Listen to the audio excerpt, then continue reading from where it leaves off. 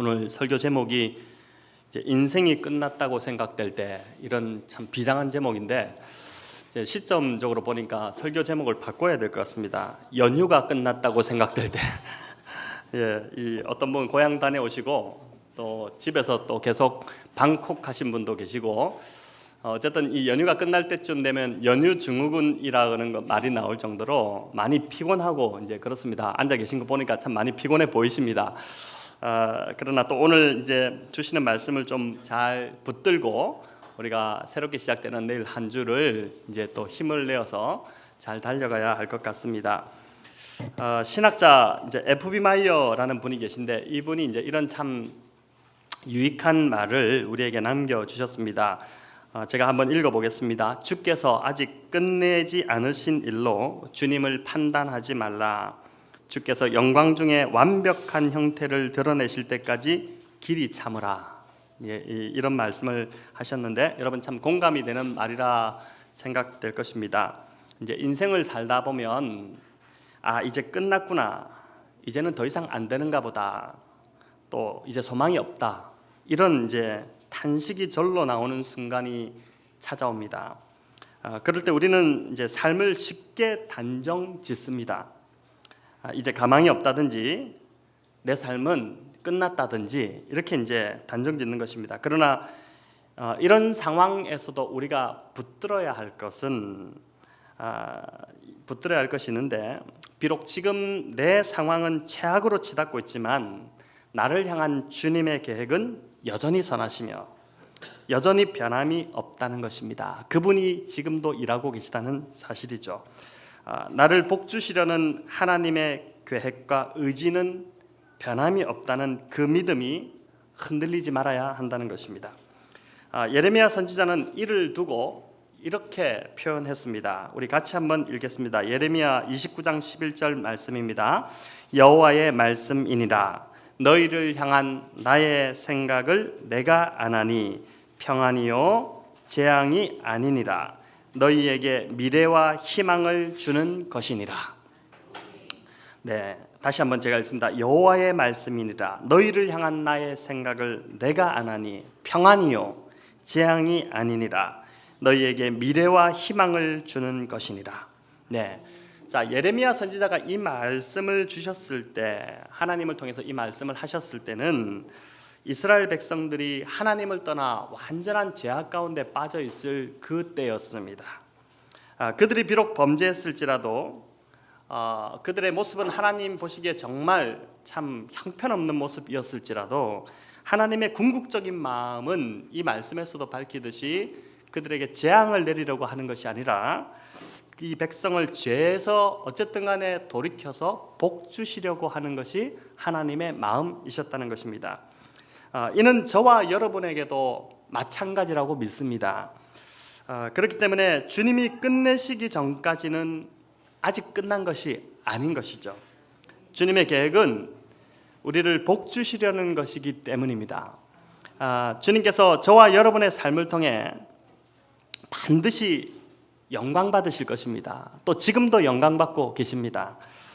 이를 위해서 우리가 지음 받았고 또 세상을 축복하는 통로로 저와 여러분이 부름 받았음을 믿습니다. 오늘 읽은 본문은 바울에게 있어서 이제 나의 선교 인생은 끝났다라고 생각할 수 있는 그런 아주 다급한 상황이었습니다. 바울이 2차 전도 여행 중에 고린도에서 이제 1년 6개월을 머물면서 하나님의 말씀을 열심히 가르쳤는데, 그 모든 수고를 하루아침에 다 무너뜨릴 수 있는 그런 사건이 일어난 것입니다. 더 나아가서 바울의 이제 1차, 2차 전도여행을, 2차 전도여행을 지금 마무리하고 있는 시점이고 이제 또 3차 전도여행을 남겨두고 있는데, 그 모든 수고를 다 무너뜨릴 수 있는 아주 그런 중대한 소송이 이제 일어난 것이죠. 자, 도대체 무슨 일이 이 오늘 본문 속에 있었던 것일까요? 12절을 보니까 갈리오가 아가야에 총독이 되었을 때라고 시작합니다. 이 배경 설명을 조금 제가 드릴 필요가 있을 것 같은데, 아가야 지방은 로마 식민지, 로마가 얼마나 큰 제국이었습니까? 그 로마가 이제 통치하던 여러 관할 지역들이 있는데 그 중에서도 상당히 영향력을 미치던 지역이 바로 이 아가야 지방입니다. 오늘의 그리스 남부를 포함한 광활한 지역을 이제 이 아가야 지방이라고 일컬었는데, 이 지방의 수도가 우리가 잘 알고 있는 바로 고린도였습니다. 그 대단한 지역에 이 갈리오라는 인물이 새로운 총독으로 지금 부임을 해온 것입니다. 그렇게 이 갈리오는 어떻게 보면 로마 황제에 버금가는 그러한 파워를 지니고 있는 자이기도 했습니다. 자, 새로운 총독이 이제 부임하자 유대인들이 일제히 일어나서 바울을 잡아서 지금 법정으로 데리고 와서 갈리오 앞에 세운 것입니다. 바울을 새로운 총독에게 고소하기 위함입니다. 그렇게 함으로 이 바울을 사회적으로 완전히 매장시키려는 그런 꿍꿍이가 지금 이들 안에 있었습니다. 로마 시대에 식민지를 통치할 총독이 새로 부임하면 총독은 우선적으로 해야 했던 일이 뭐냐면 그 지방 사람들의 환심을 사야 했습니다.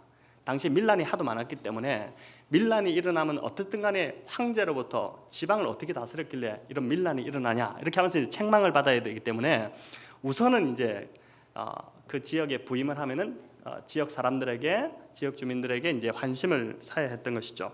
그래서 통상적으로 부임 초기에는 웬만한 사안들은 총독이 다 이렇게 들어주는 분위기였습니다.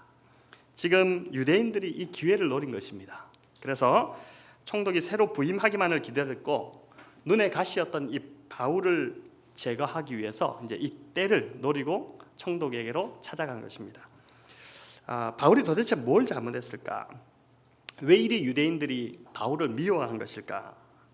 유대인들이 고소한 바울의 죄목이 13절에 나오게 되는데 13절을 한번 보시기 바랍니다.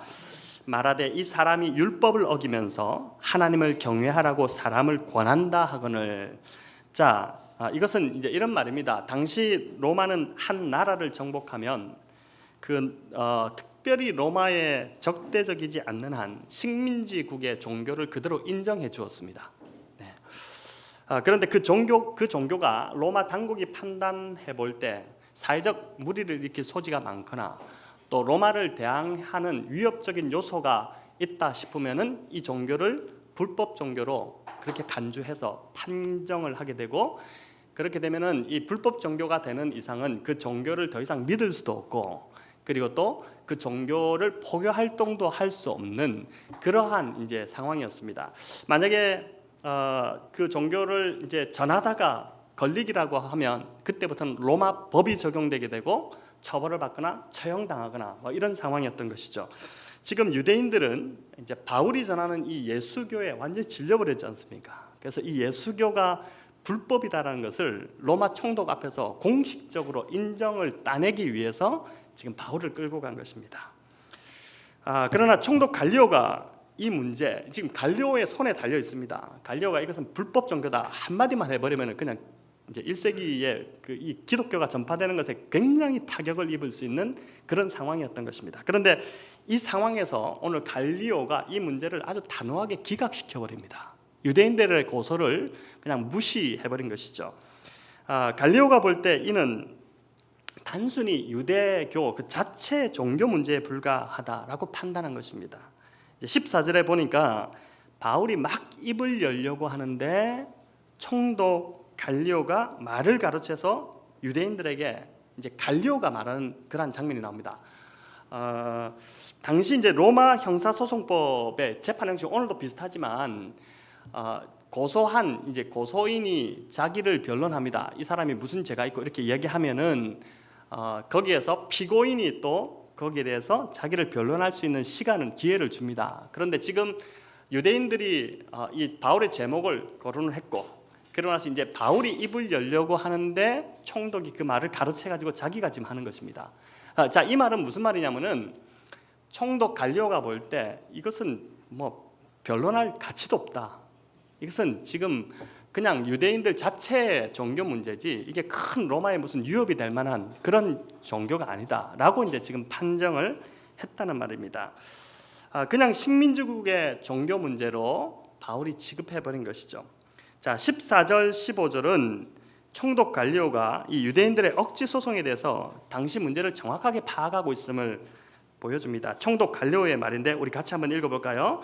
바울이 입을 열고자 할 때에 갈리오가 유대인들에게 이르되 너희 유대인들아 만일 이것이 무슨 부정한 일이나 불량한 행동이었으면 내가 너희 말을 들어주는 것이 옳거니와 만일 문제가 언어와 명칭과 너희 법에 관한 것이면 너희 스스로 처리하라. 나는 이러한 일에 재판장 되기를 원하지 아니하노라 하고. 자, 여기서 언어와 명칭의 문제라면 이렇게 나오는데, 이 언어와 명칭의 문제가 뭐냐면은 바울이 전했던 예수가 그리스도다, 또 예수가 메시아다, 우리가 기다렸던 메시아다, 이 문제를 바울은 그렇게 말씀을 전했고, 또 유대인들은 얼토당토 않다. 무슨 예수가 메시아냐, 어떻게 예수가 그리스도가 될 수 있느냐, 이렇게 이제 서로 맞붙었던 것입니다.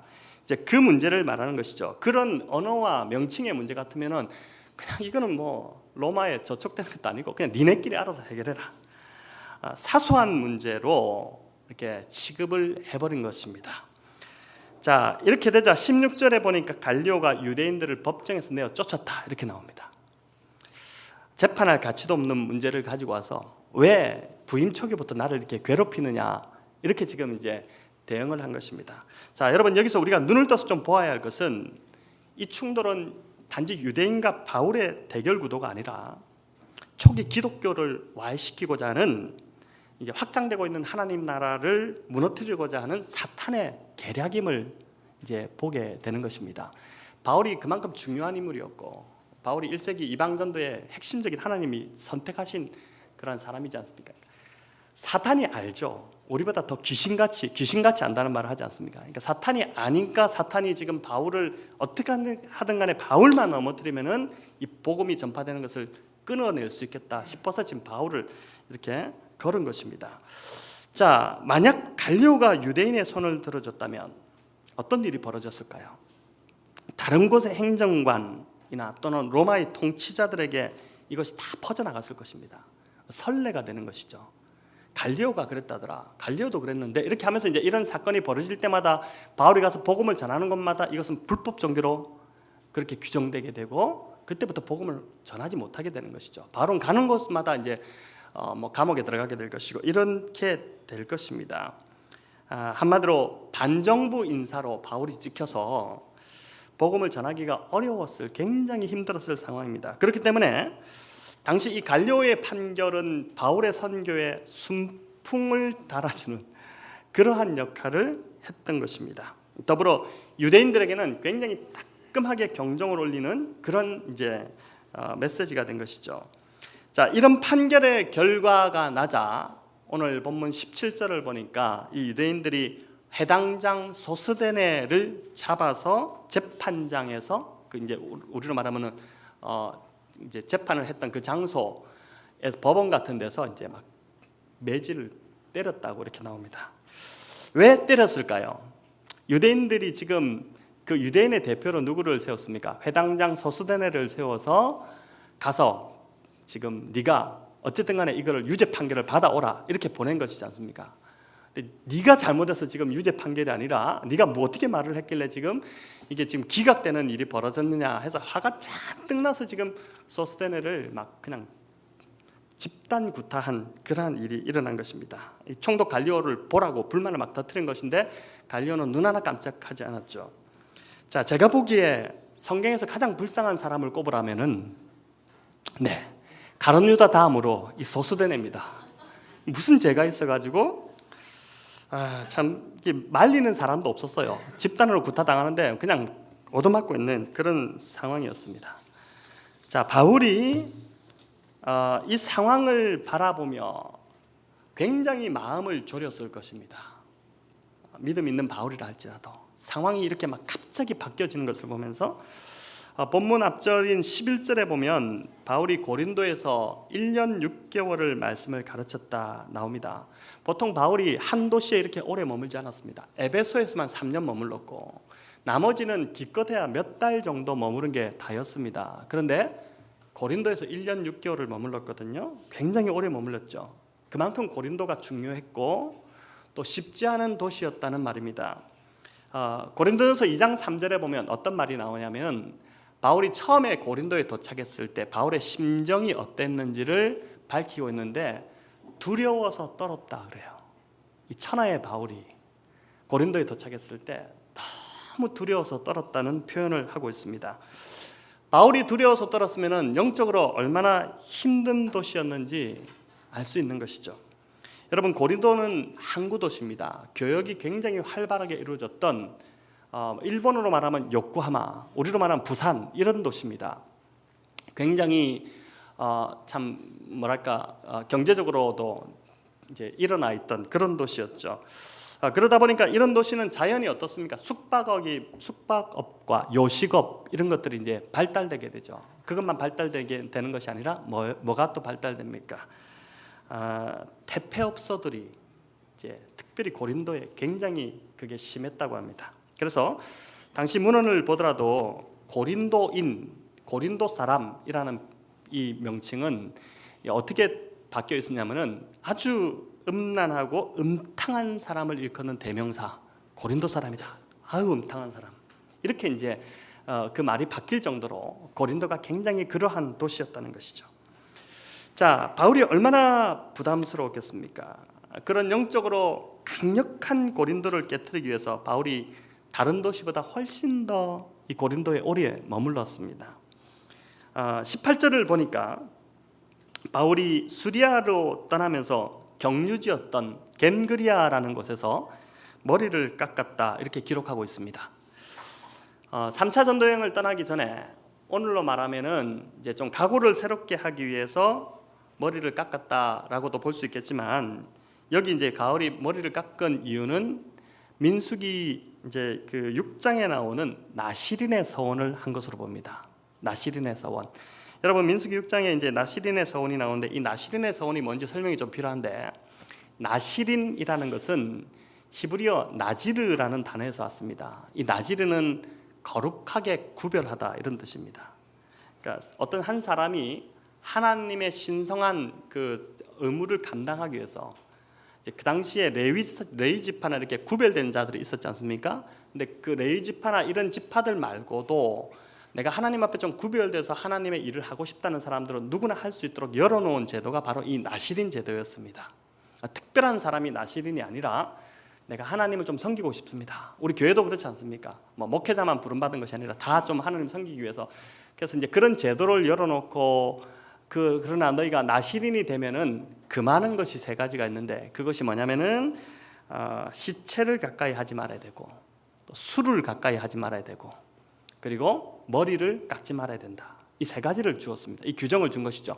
이 규정을 주면서 이것을 좀 지켜라. 너희가 나시린으로 한다면은, 그래서 나시린은 평생을 나시린으로 살았던 사람도 있고, 또 한시적으로 일정 기간만 나시린 사역을 하고 그 기간만 하나님이 맡기신 사역을 감당했던 사람도 있었습니다. 그러나 그 나시린으로 있을 때는 요 세 가지를 항상 좀 이렇게 금하는 그러한 것을 했어야 되는 것이죠. 자, 마치 이제 큰 일을 앞두고 우리가 좀 금식하는 사람들이 있지 않습니까? 그것처럼 고린도에 도착했던 바울이 이 도시를 보면서 너무 두려움에 사로잡혀서 내가 여기서 어떻게 복음을 전할 수 있을까? 이런 고민을 하다가 나시린 사역을 했던 것으로 보는 것입니다. 그래서 이제 고린도를 떠나면서 이제 더 이상 할 필요가 없으니까 겐그리아에서 머리를 깎은 것이죠. 자기 이제 사역을 끝내는 의미로 머리를 깎은 것입니다. 자, 이처럼 고린도는 바울이 그 어느 것보다 혼신의 힘을 쏟아부었던, 그래서 세운 교회였습니다. 그런 교회였기에 이 새로운 총독이 부임하자마자 유대인들이 벌였던 이 고소 앞에서 바울이 얼마나 순간적으로 아찔했겠습니까? 큰일 났다, 이거 어떻게 해야 되나, 이런 마음이 왜 바울이 들지 않았겠습니까? 바울은 순간적으로 자기 인생이 끝난 것처럼 여겼을 것입니다. 바울에게 우리가 천국 가서 이제 한번 물어볼 기회가 있으면 좀 궁금한데 한번 물어보고 싶어요. 당신 전도여행 3차까지 하면서 가장 좀 위험했던 순간이 언제냐 이렇게 물어보면 아마 그래 내가 그때 고린도에서 이렇게 아마 대답을 할 정도로 이 시기가 바울에게는 굉장히 위험했던 시기인 것이죠. 자, 그러나 바울이 생각지도 못했던 총독 갈리오의 행동으로 인해서 바울의 사역과 그의 인생의 완전한 반전이 일어나게 된 것입니다. 자, 우리가 인생을 속단하지 말아야 할 것은, 인생은 제가 짧은 소견이지만 살아보니까 끝까지 가봐야 되는 것 같아요. 그죠? 우리가 예수 안에 있다면 지금 찌그러진 인생이라고 끝까지 찌그러지지 않습니다. 이제 우리를 향한 주님의 계획이 선하시기 때문입니다. 그리고 우리를 향한 그분의 사랑하심이 변함이 없고, 또 그분이 나의 인생을 아직 끝내지 않으셨다면 끝까지 가는 것이죠. 그래서 제가 하고 있는 하나의 저희 개인 철학 중에 하나는 뭘 이렇게 막 계획한다고 되는 것이 아니기 때문에 우선 여기서 하나님이 허락하셨으면 끝까지 갑니다. 끝까지 가서 하나님이 옮기실 때가 되는 확실한 사인이 있으면은 그때는 이제 여기를 끝낸다는 사인이기 때문에 그 전까지는 그냥 끝까지 가는 거죠. 이게 이제 하나님이 끝내시기 전에는 내가 끝내지 않는다. 이게 이제 제가 갖고 있는 하나의 철학이기도 합니다. 중요한 것은 내 마음이 내 인생을 포기하지 않아야 하는 것이죠. 우리가 낭망이 되기 때문에 자주 주저앉을 수 있습니다. 당연히 인간이기 때문에 연약해서 주저앉을 수 있죠. 좌절할 수도 있고. 그러나 포기하지는 말아야 됩니다. 왜냐하면 포기는 곧 하나님을 내가 믿지 않겠다는 그러한 고백밖에 되지 않는 것이죠. 포기한다는 것은 하나님 믿지 않는 것인데 그건 뭡니까? 불신의 죄가 되지 않습니까? 사단은 오늘도 저와 여러분을 우리의 생명을 앗아가기 위해서 계속해서 상황을 어렵게 만들고 포기하게 만듭니다.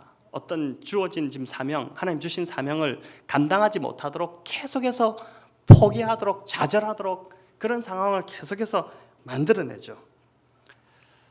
하지만 우리를 세워가려는 하나님의 은혜와 도움은 이 사단의 활동보다 훨씬 더 크다는 것입니다. 여러분, 제가 이것을 지난 개척 1년 동안 제 속에서 경험했습니다.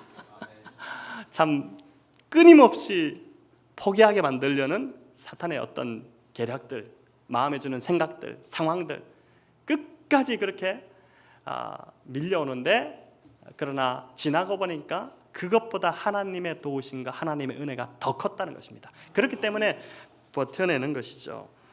그 하나님 바라보고 하나님의 반전이 준비되어 있다는 것을 기대하는 저와 여러분 되면 좋겠습니다. 여러분, 하나님의 반전에 대한 이 살구나무의 꿈 이야기를 오늘 칼럼에도 실었는데 마지막으로 제가 나누고 좀 우리 함께 기도하면 좋겠습니다. 제가 한번 칼럼에도 적었지만 읽어드리겠습니다. 옛날, 아주 먼 옛날에 살구나무 한 그루가 땅에 심겨졌습니다.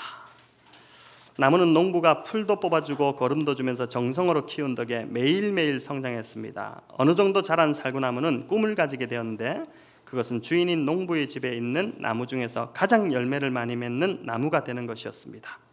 살구나무는 열매를 많이 맺어서 자기를 키워준 농부에게 기쁨을 드리고 싶었습니다. 그런데 어느 날 농부가 와서는 살구나무를 살피기 시작합니다. 그날은 거름도 주지 않고 또 풀도 뽑아주지 않았습니다. 대신에 살구나무의 가지를 휘어잡더니 갑자기 살구나무의 밑동을 도끼로 확 잘라버렸습니다. 살구나무는 깜짝 놀랐습니다. 내가 열매를 맺지 못해 그런가 보다 생각했지만 아직 열매 맺기에 이른 자신을 기다려주지 않은 농부가 오히려 야속해지기 시작했습니다. 살구나무의 본줄기를 통째로 잘라버린 농부는 나무를 들고 장가지들을 쳐내기 시작했습니다. 그러더니 살구나무를 통나무처럼 만들어버렸습니다. 그때 살구나무는 한 가닥 희망을 붙잡았는데 그것은 젖붙이기에 대한 것이었습니다. 아마도 주인이 나를 좀 더 좋은 나무의 뿌리에 젖붙이기를 할 모양인가 봐. 이런 생각을 하는 순간 살구나무의 껍질을 농부가 사정없이 벗겨냈습니다. 껍질은 수분과 양분을 지켜주는 역할을 하는 것인데 이것마저 벗겨내면 나는 곧 말라버리고 말 텐데 도대체 주인이 날 어쩌려고 이러는 걸까? 그런데 거기에 더해 주인은 그 살구나무를 햇빛에 말리기 시작합니다.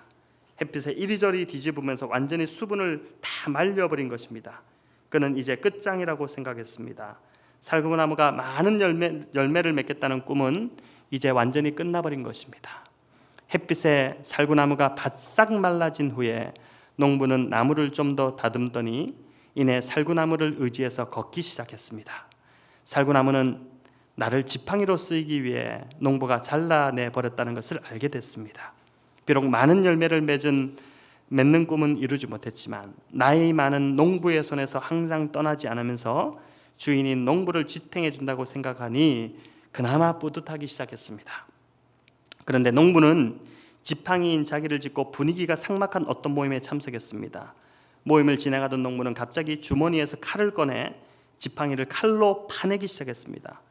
칼로 도려내는 아픔은 컸습니다. 농부는 칼로 살구나무에 농부의 이름을 쓴 것입니다. 이름은 아론이었습니다. 살구나무는 자신의 주인이 바로 아론임을 알게 되었습니다. 이윽고 주인은 살구나무를 테이블 가운데로 집어던져 내동댕이 쳐버렸고 거기에 있던 12명의 사람들도 똑같이 지팡이를 가운데 던져버렸습니다. 순간 살구나무는 이렇게 묶여져서 이제 아궁이의 땔감으로 전락되는구나, 내 인생도 여기서 끝나는구나 라고 생각했습니다. 던져진 나무들은 한 사람이 다 모아 묶더니 어두컴컴한 휘장이 쳐진 뒤편으로 던져졌습니다. 이제 끝났구나. 저녁이 되면서 살구나무는 자기가 이루고자 했던 꿈과 어린 시절 열심히 자라려고 했던 시간들을 생각해 보았습니다. 너무 서글프고 힘들었습니다. 그날 밤 살구나무는 자신의 인생이 너무 가련하고 불쌍해서 울고 또 울었습니다. 그런데 갑자기 수분이 몸에서 차오르는 것을 느끼기 시작합니다. 또한 양분이 자기 몸속에서 흘러가는 것이 느껴졌습니다. 그러더니 한 가지가 나무의 몸체에서 뻗어나와 잎을 맺고 꽃을 피우고 순식간에 열매가 맺히기 시작했습니다. 첫 번째 꽃이 피고 열매가 맺더니 두 번째, 세 번째 이어 기적적인 일이 일어나기 시작한 것입니다. 자, 성도 여러분, 이 이야기는 여기도 나오지만 아론의 쌍난 지팡이 이야기를 의인화해서 꾸며낸 이야기입니다. 이스라엘의 지도자 모세와 아론을 대항했던 이 12지파의 지도자들을 향해서 하나님께서 지팡이를 하나씩 갖고 와라. 그래서 그 지팡이를 이제 던져 넣고 그 다음 날 하루를 지새고 나서 지팡이에 싹이 나는 그 지팡이의 주인이 하나님이 인정하시는 리더다. 이거를 이제 했는데 아론의 지팡이에서 이제 싹이 난 것이죠. 자, 이 이야기를 들으면서 어떤 생각이 드십니까? 우리 역시 이 살구나무처럼 참 순간순간 삶을 속단한 적이 너무 많다라는 생각이 들지 않습니까?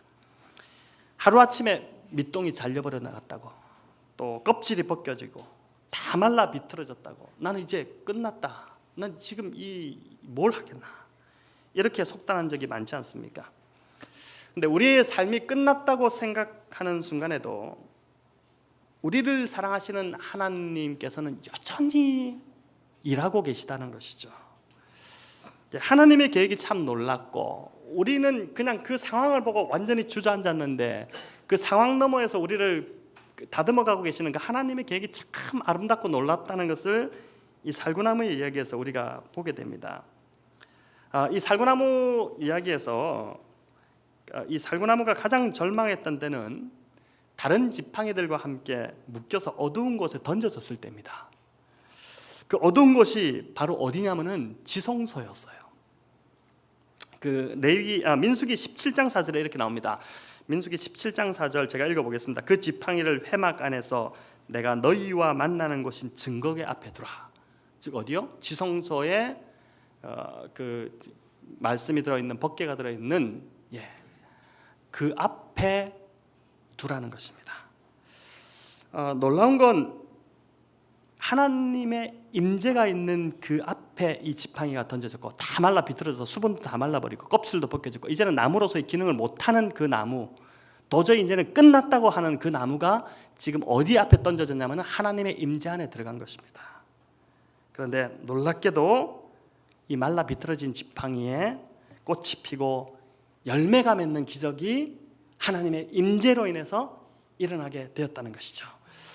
여러분, 이 살구나무처럼 우리의 꿈이 무너지는 자리, 인생이 완전히 끝났다고 생각될 때 바로 그때가 실은 하나님께서 나와 가장 가까이 계시는 때라는 것입니다. 그 하나님으로 인해 저와 여러분이 하나님께서 원하시는 삶으로 바뀌어가는 것이죠. 내가 원했던 하나님을 위해서 나는 이렇게 하겠다고 생각했는데 실은 그것보다 더 아름다운 계획이 하나님의 계획 속에 들어 있었다는 것입니다.